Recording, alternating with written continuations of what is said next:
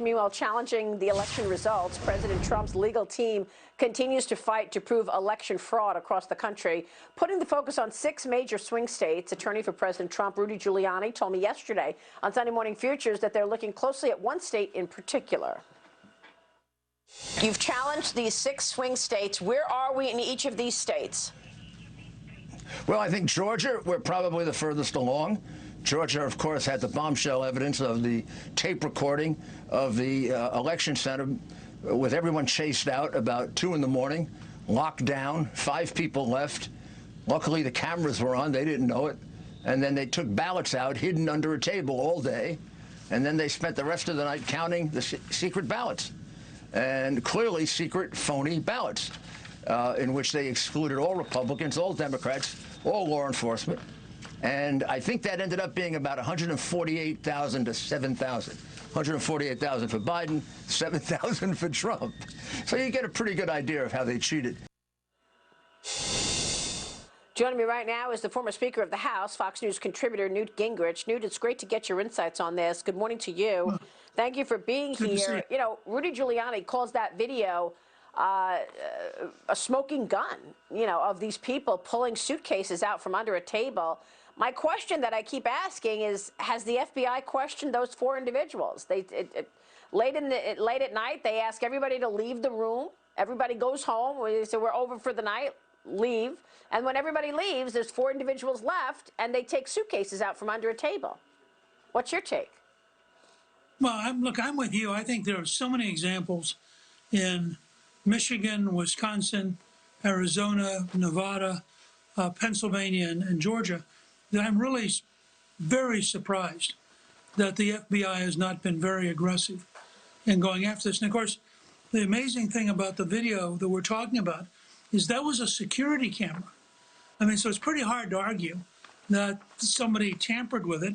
And so you have right there on a security camera enough evidence to more than switch the state back to Trump, which is why it's amazing to me that the left-wing propaganda media refuses to take seriously all of these different examples.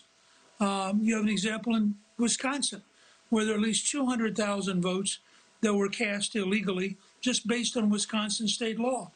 You have the situation in Pennsylvania where virtually everybody agrees that there was corruption on a huge basis. In Nevada, you've got, I think, 600,000 votes that no Republican has even seen because the Democrats in the legislature and the governor decided to cheat. So every time you turn around, you find more evidence. And I think we've even seen Governor Kemp now begin to move towards saying, hey, we need to find out what happened. He moved from a position of saying there wasn't a problem. And I think this security camera pretty well breaks it wide open. I don't see how you can argue that Biden carried the state, given the scale of the security camera and the number of ballots that Rudy Giuliani just cited. Yeah, I mean, Rudy came on the show yesterday and said that right now they are up to 1,000 affidavits, 1,000 sworn testimony of people saying, I witnessed fraud. And yet every newspaper I pick up is the same thing. They say President Trump has still not proven any widespread fraud. I mean, well, we're looking at all these pictures. So I don't understand why the media is not recognizing some of these things, like the individuals pulling suitcases out from underneath the table. So I went to Outside Analysis, spoke with Harvard Law Professor Emeritus Alan Dershowitz yesterday on Sunday Morning Futures, and asked him the question of whether or not state legislatures can appoint electors following vote certifications, and should the Supreme Court intervene. Listen to what Alan Dershowitz told me yesterday. Do you feel that Giuliani has been presenting evidence with all of these videos and these witness testimonies? He said he's got 1,000 affidavits. Yes, these are retail evidence that have to be determined to be true by cross-examination and witnesses. The unanswered constitutional question is, do they have the power, state legislatures, to pick electors after the voters vote if they conclude that the voters' count has been in some way fraudulent or wrong? That is a constitutional question we don't know the answer to, and the Supreme Court may get to decide that question. So, Newt, we might hear from the Supreme Court this week. Pennsylvania may be the first to do so. Justice Alito calling on state officials to respond to Congressman Mike Kelly's suit by this Tuesday. That's tomorrow. The suit aims to block the state election results over the 2019 mail-in voting law. Newt, Mike Kelly is saying you can't change the way that we vote like they did in 2019, which went against what the Constitution says.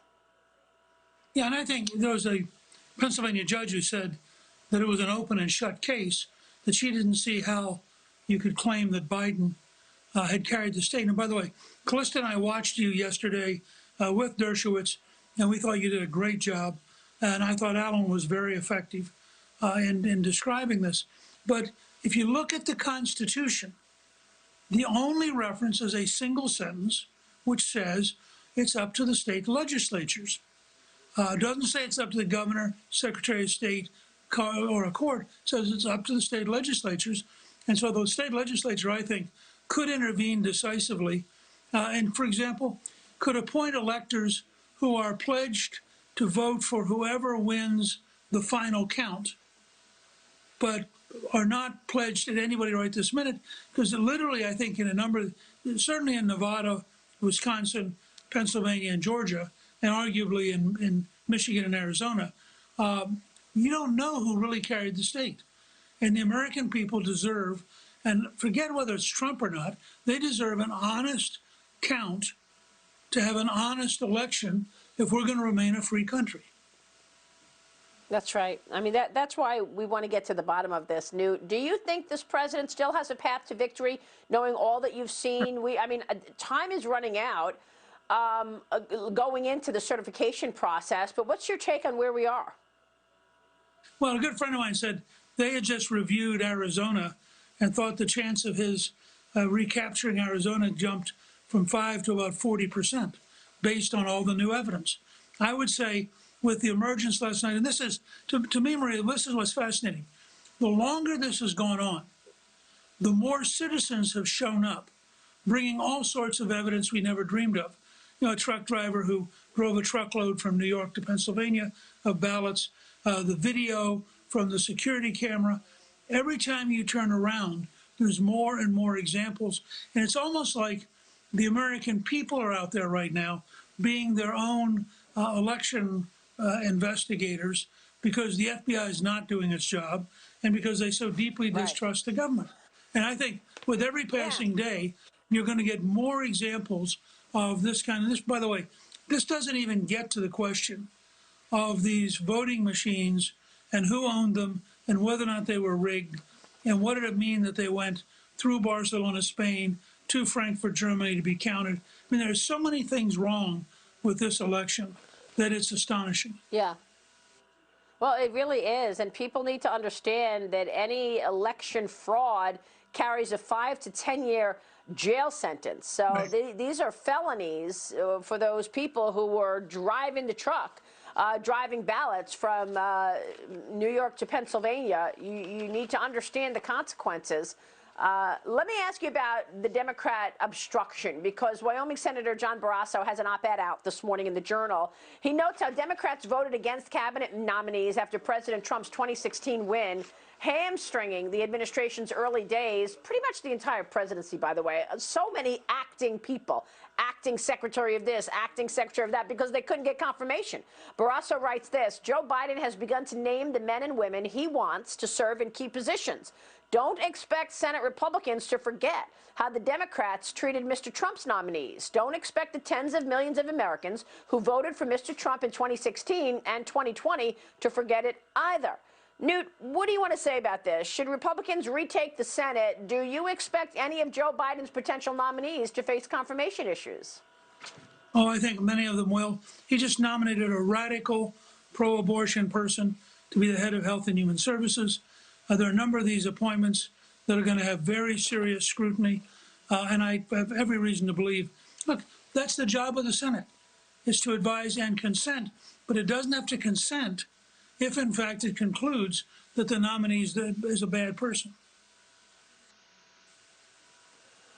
Well, we'll see. I mean, it certainly was 4 years of dragging things out, trying to put as many roadblocks as possible in front of President Trump, and they were successful in doing so.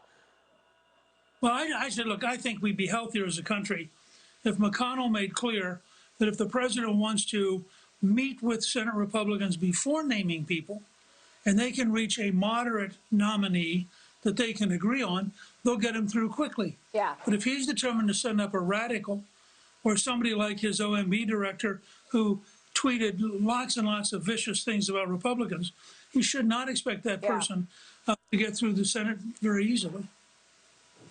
All right, Newt, great to And by see the you way, this morning. Thank you so much, Newt Gingrich. Thank you. Thanks. We'll be right back.